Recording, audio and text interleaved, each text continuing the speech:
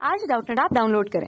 Doubtnut पर अपने सभी गणित, रसायन विज्ञान, भौतिक विज्ञान और जीव विज्ञान के डाउट्स का करो सफाया। बस प्रश्न की फोटो खींचो, एक ही प्रश्न को क्रॉप करो और तुरंत वीडियो सोल्यूशन पाओ। अभी डाउनलोड करें। हेलो दोस्तों, आपका प्रश्न है एक अवाष्पशील विलय जो वियोजित नहीं होता है की सूक्ष्म मात्रा को 56.8 सेंटीमीटर क्यूबिक बेंजीन जिसका कि घनत्व दे रखा है 0.889 ग्राम प्रति सेंटीमीटर क्यूब में विलय किया गया। कमरे के तापमान पर इस विलयन का वाष्प दाब 98.88 mmHg पाया गया, जबकि बेंजीन का वाष्प दाब 100 mmHg था।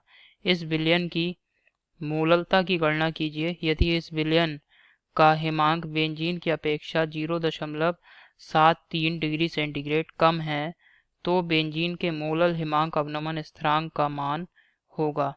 तो चलिए इस प्रश्न को हल करते हैं दोस्तों। ठीक है, तो यहाँ पे दोस्तों हमें बेंजीन का घनत्व दे रखा है और यहाँ पे आयतन भी दे रखा है कि हम कितना आयतन बेंजीन का प्रयोग, बेंजीन का घनत्व दे रखा है। ठीक है, और यहाँ पे बेंजीन का आयतन भी दे रखा है कि अवाष्पशील विलय के जो सूक्ष्म मात्रा है उसको बेंजीन के कितने आयतन में हमने मिलाया है। तो यहाँ पे आयतन कितना दिया है बेंजीन का 56.8 सेंटीमीटर क्यूब और बेंजीन के लिए घनत्व डी का मान कितना दिया है 0.889 ग्राम प्रति सेंटीमीटर क्यूब। ठीक है, तो हमें क्या यहाँ से दोस्तों हम जो बेंजीन है इसका द्रव्यमान बेंजीन का ग्राम में द्रव्यमान ज्ञात कर सकते हैं।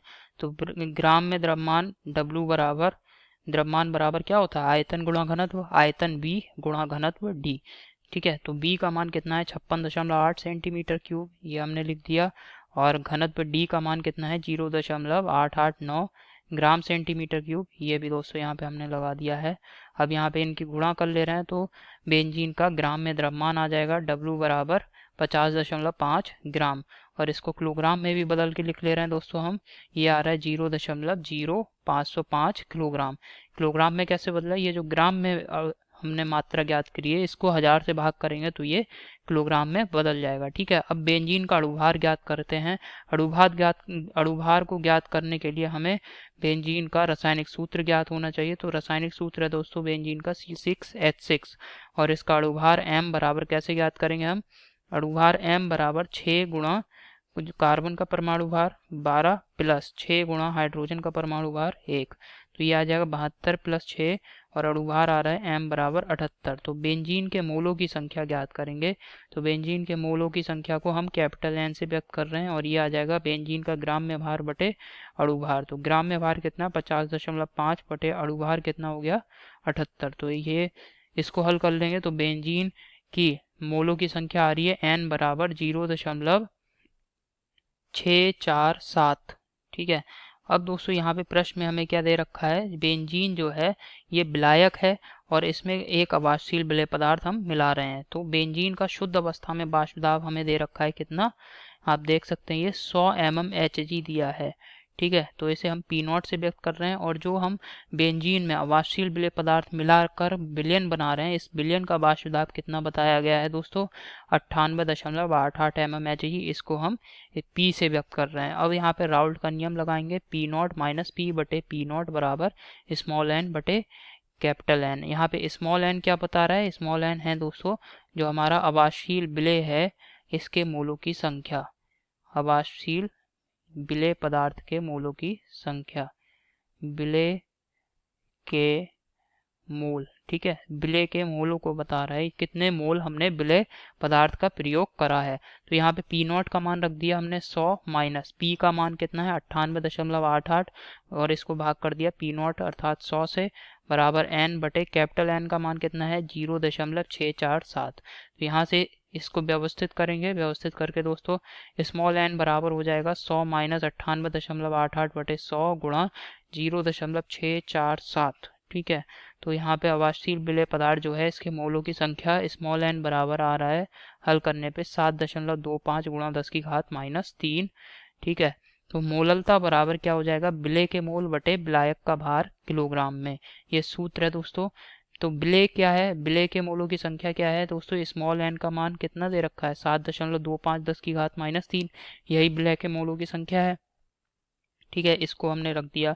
अब विलायक का भार हमें किलोग्राम में लेना है, तो किलोग्राम में दोस्तों हमने विलायक का भार ज्ञात कर रखा है जो कि बेंजीन का भार है। आप देख सकते हैं ये है 0.0505। ठीक है, इसको हल करेंगे तो मोललता आ रही है विलयन की मोललता बराबर 0.1436 मोलल। ठीक है, मोलल को यहाँ पे एम से हमने लिख दिया है।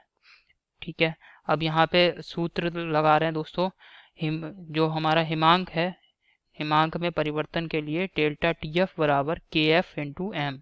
ठीक है, और हमसे प्रश्न में क्या कह रहा है, हिमांक में अवनमन के लिए ये सूत्र है डेल्टा टी एफ बराबर के एफ इंटू एम। यहाँ के एफ क्या है, मोलल अवनमन स्थिरांक। ठीक है, और एम जो है ये मोललता को व्यक्त कर रहा है। तो यहाँ पे डेल्टा टी एफ दे रखा है प्रश्न में 0.73, के एफ ये हमें ज्ञात करना है, और मोललता का मान दोस्तों ये हमने निकाला है, ज्ञात करा है 0.1436। ठीक है, तो यहाँ से के एफ का मान क्या आ जाएगा, के एफ बराबर आ रहा है 0.73 बटे 0.1436। तो के एफ बराबर, इसको हल करेंगे, के एफ बराबर आ जाएगा 5.08 डिग्री सेंटीग्रेड किलोग्राम प्रति मोल। ठीक है, यही हमारे प्रश्न का उत्तर है। तो आशा करता हूँ आपको समझ में आया होगा दोस्तों, धन्यवाद। कक्षा 6 से 12वीं से लेकर नीट, IIT, JEE वो एडवांस के लेवल तक 1 करोड़ से ज्यादा छात्रों का भरोसा। आज ही डाउनलोड करें डाउटनेट ऐप या व्हाट्सएप करें अपने सारे डाउट्स 8400 400 400 पर।